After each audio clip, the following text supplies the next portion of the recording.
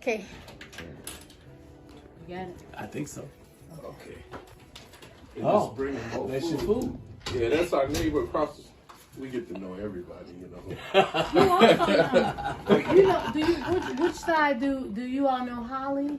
Yeah, Is she on the left or the right right? across the street over here. Really? Okay. Yeah, Okay. you know Holly? I know Holly too. Yeah, that's She over here? Yes, I know everybody. That's the one that be making the greens and all Oh yeah, that. she can. Now she from down south now. Yeah, she be over here. Yeah. She'll be Yeah, over here. that's my buddy. I tell her, I say when I'm getting ready to work on this car out here, make sure you watch out the door that I'm all right now. She already know. Call what to do. 911 if that car falls. Okay, go ahead. All right. Okay. So, Zakia, you've been doing funerals Yes. and Primerica. Yes. Is there more? There's more.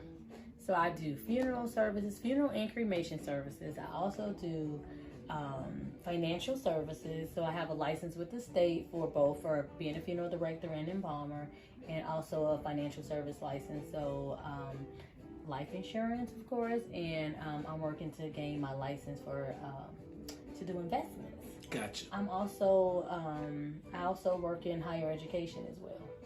I got mine. Right. You working on your PhD? No, I'm not working on my PhD. After I found the opportunity to do financial services, I just decided to go that route, save some money and earn some money at the same time. So See, that's what I'm trying to be So smart what about what those is your things. plan with me? I mean, now that I'm involved, because I called you out the blue. Was it Out the shocking blue. to get I my was call? like, who is this? He was like, man, I knew who you were though. Like when you said your name, I was just like, oh wow, I haven't heard from you in like years. And the only time we get an opportunity to see and share with each other is on a funeral. Oh, service, during the funeral. So unfortunately. see, I knew get out of that. Get out of that funeral thing. Get out of So the funeral. what did you think about the song I sent? I sent a song You did. that even got the bold ones in it. And why don't you talk about the bold ones? Yes, so the bold ones, they are amazing. Our coaches is Dame and Demira Bolden. They've been in the business for several years. Damien is actually a Chicago police officer, and his wife quit her job in administration, and they actually make $500,000 a year. So we're trying to get to that level too. But we have many people on our team, but the bold ones is the best team in the Primerica. Yeah, and I got a chance to get on one of the phone calls. What happened today during the there was a Zoom call today. Yeah, so every Saturday there are trainings for the newbies, so they can learn a little bit more about how to do financial services. I should have been doing You it. should have been on a call. You were driving, but Yeah. you should have been in listening mode. Always key component. Always keep them AirPods in your ear so you can always be learning. Gotcha. Yes. I will do that. But it's to help you all learn how to do like the presentations, to do the orientations, and to be able to learn the system and follow the blueprint that has been set for us by the millionaires. Now you did a background check on me. I did. But Well, you I didn't also need personally do it, but the you needed a company reference. You needed a reference, and my references were Yes. Keith, Yes, and Lady T. Yes. So, do that- y'all wait? Let me. All right. the So camera. now it's on y'all. Oh, you said Prime America? Yes. Oh, okay. We talking insurance now. Oh yeah, we talking insurance. Okay, We're gonna and make some see- appointments after our interview as well. I remember your husband Keith, Yes. because his name is the same as mine. Yes, right? sir. So Yes. y'all talking about making some money now? Oh, we were talking about making some money. Yeah. We're talking about so me personally, I know it's on them, but I decided to get into financial services because the industry that I'm in, which is funeral and cremation services, it has always been pretty challenging for our family members to like come up with a large amount of money in a short period of time. So Yeah. I decided to go the financial service route and to be that person up front. Not only could I offer like funeral and cremation services, but also to be able to help them with their financial needs as well.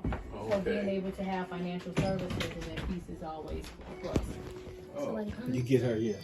Well, so you know about working with stocks exchange and things like that. I ain't gonna put no names out there because this is Oh, for sure. Yeah.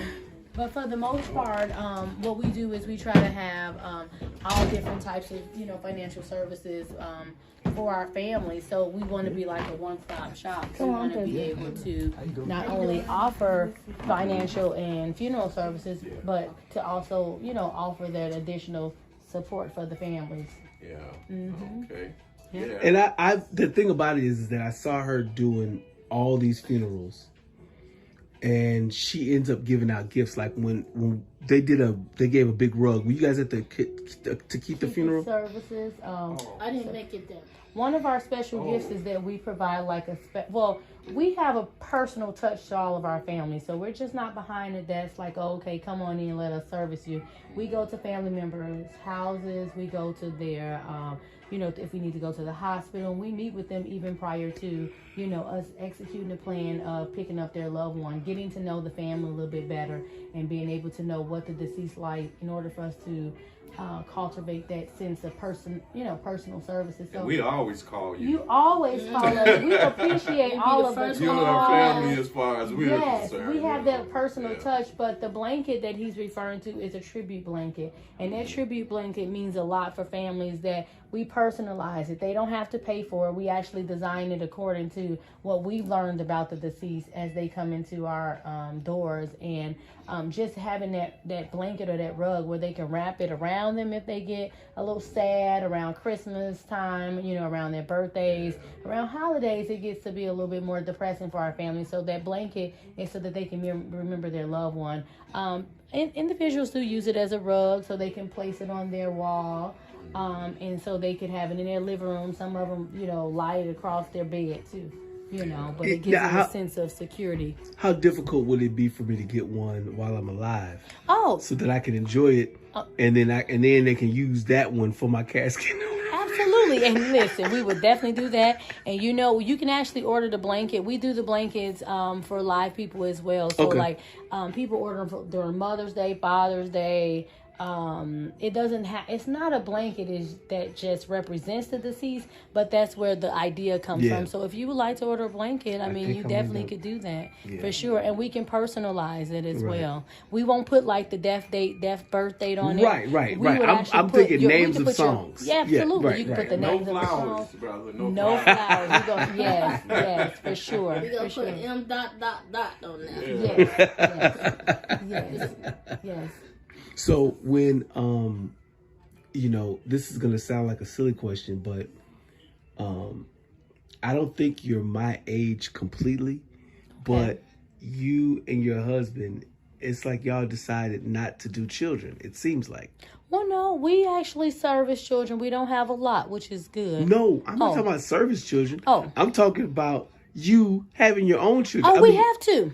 Are you serious? We have two beautiful children. I never saw you get pregnant. Yes, I know. We were so busy. We were busy in the workplace. Did you do the Mary Immaculate Conception? No, we did not. Everything was natural. I have a beautiful daughter. She's at Tennessee State University. She's a college student. She's a college student. She's a college student. We have to leave a legacy of all the wealth. We got to have children. That crusade. Yes, I was. No, I don't remember that. Yes. So my daughter's 20 years old, and she's an amazing daughter. She's on a lot of different leadership panels at her school. Yeah. She's running for Miss TSU this year. She's going to be the 95th Miss Tennessee State University. She will be the queen of the campus. So she also do a lot of Tiger tour guides at TSU, and she's also she's actually a part of an organization called Alpha Kappa Psi, which is a business fraternity. So she wraps herself around a lot of positivity. She have prayer services at the school where she invites the different individuals to have prayer with her, and she build these prayer boxes and show people how to get connected to God even on the campus of TSU. Good Lord. And my son is 16. He's doing amazing. He's on the basketball team. He plays for Westinghouse, but he also plays for AAU team in Oak Park called Impact. And so he is also a scholar. Hopefully when he finished school, he can actually go to a school. He's interested in going to Morehouse, which is another HBCU. So I didn't go I went to college, but I went the Illinois route, and I went to a university. But both of my children are decided to go to a HBCU, and I am absolutely proud of both of them. Don't you have to pay out-of-state fees? Out-of-state tuition for sure. But my daughter actually got a scholarship. She's her major is agriculture science with a minor in educational leadership. So she got a scholarship for the next 2 years, and she's going to be working with the USDA. Oh, wow. And so she did get an internship with them this summer. She's going to be moving to Florida this summer to do her internship, and they offered her a 4-year contract, so she'll be 24. Her goal is to become an FBI agent, and then when she was in high school, she actually did her internship in high school with an FBI agent, so she's going to circle back. She wants to work with children and families on trying to find missing children that's out here in the various communities. Wow. Yeah. Fascinating. Yes. Man, I'll be honest with you. You live almost a flawless life. So I'm scared to ask what makes you cry at night. I don't cry a lot. No. I do have emotions. But I pray. Like the tenacity that God has given me to do all of what I do, it's just truly an honor. It's an honor to be there for families during their most difficult times, to be able to serve them during their time of bereavement, and to also offer different types of services like the financial services, to offer grief counseling, to be able to be there and just be a one-stop shop for our families is most important. But I don't have time to cry. I'm too busy working on my vision and the vision that the Lord has destined for me. So it's hard, but I keep praying it through. I have a really good support team. My husband is behind my back 100%. My family helps run the business too. Oh, really? Oh, yeah. My husband is the co-owner of Agape Funeral Services, as well as my mom. She's also, she actually do a lot with our business. She's like the chaplain for the service, like if family members don't have pastors to do their services and stuff. She's an ordained minister, so she does that. She also she's the answering service, so when I don't answer my phone, my mom is always near and dear, and she knows how to work it out. My dad is delivery manager, so he does a lot of the transport. He loves to drive, and he helps us out with that piece. Wait, he's driving the hearse? Yes, he drives the hearse. Yes, and I have staff. I have students that I actually educated in the mortuary science program, and I actually brought them back full circle, and they work for us as an employee. So I'm giving back to the community. I'm being able to train them and to be able to help them to be able to be in the business too. Since we are first generation funeral directors, we have a big heart for those who have joined the business and don't have other family members in the business too. So we employ them as well. Now, this question, it's about death in Chicago. Okay. How has that hit you? Oh, it's big. In the city of Chicago, there are a lot of homicides that take place, a lot of shootings that happen in the city. We try to work with the families and have different programs. There is a program called Crime Victims Compensation that is very big in the city of Chicago. And the thing is, we have different, we work with the Crime Victims Compensation to help the family members to pay for their services. We also have other programs like grief counseling. We have a program where individuals could actually get assistance with paying for their funeral services through like a loan that they don't have to pay interest on for like 6 months, 0% interest. So we develop different programs, especially for those family members who are in need, so that they don't have to do GoFundMe pages. But that's all of the reason why we got into financial services, so that the families could eliminate those GoFundMe pages and be properly protected and being able to, have money in for the services that they want for their loved one. But it is a big thing in the city of Chicago with all the deaths. We just try to, service one family at a time and be able to be their support system during that time frame. That's awesome. I know for a fact they helped a lot of. They helped us a lot. Yeah. In what way? Like, how did it go? Well, as far as the family, the payment to be able to afford to, pay it. And then when you started talking about it, then your face came all the way back all the way back. I am the family funeral director, Mr. Keith. Yeah, but she ain't changed, so Sure. I just said. I know she still looks like she was in her early 20s. Yeah. Yeah. See, And then I said to myself, I said, oh man, how come I not, you know? Yes. So, but then I like what you do as far as encouraging the fans, especially the youths. Yes. You know, because we got a chance to talk to some of them, even at the funeral, and then even the ones that didn't really have the money right away. You know, right. We had to. I mean, y'all had to have the patience for sure. even that, right? For sure, we have to. So I really had one question. How long y'all been doing this for? Since 2008. We've been in business since 2008. I've been in the funeral industry since 1997 though. So we went off.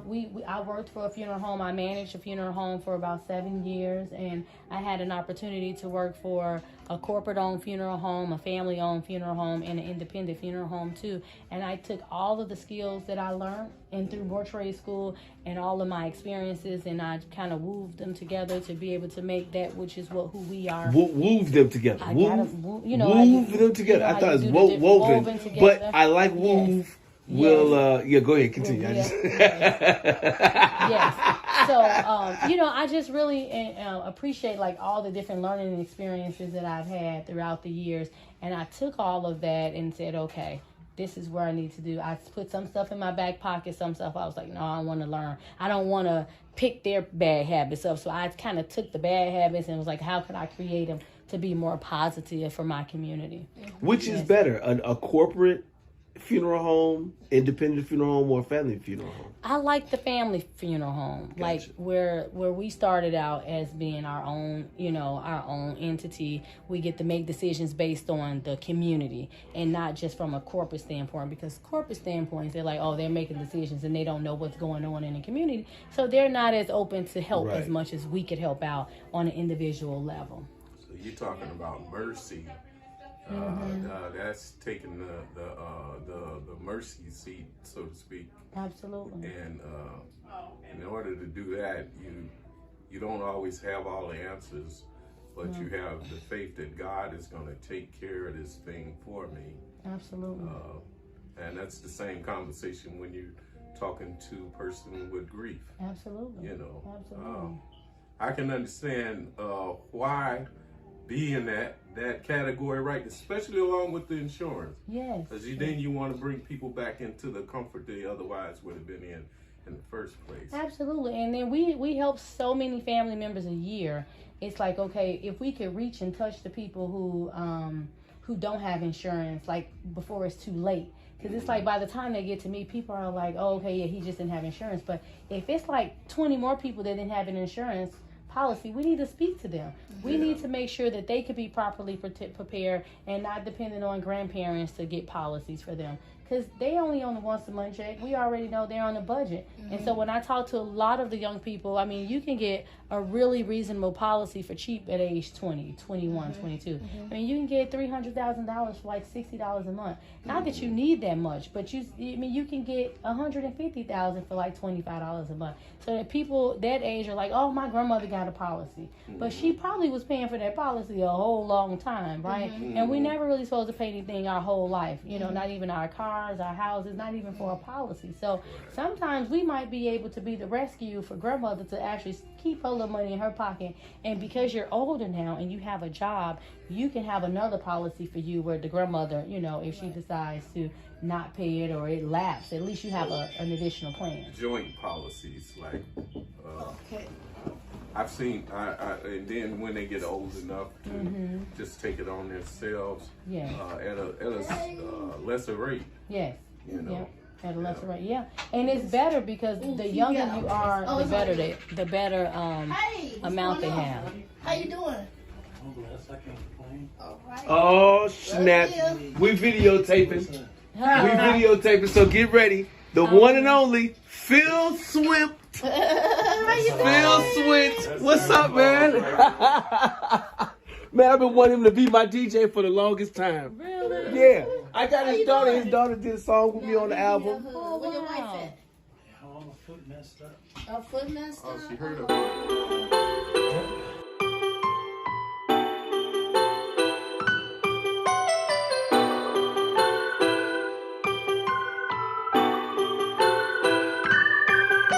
Get paid for the things you pay for. Pearl Financial Solutions. Get paid for the things you pay for. Pearl Financial Solutions. Get paid for the things you pay for. Pearl Financial Solutions.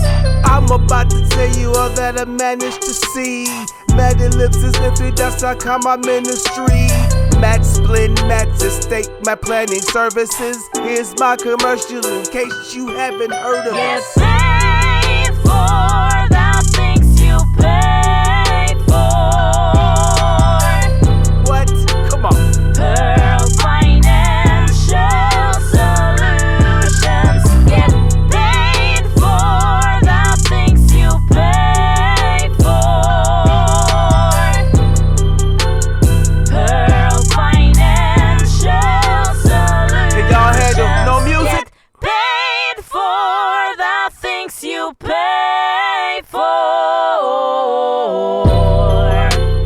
Pearl Financial Solutions. Get paid for the things you pay for.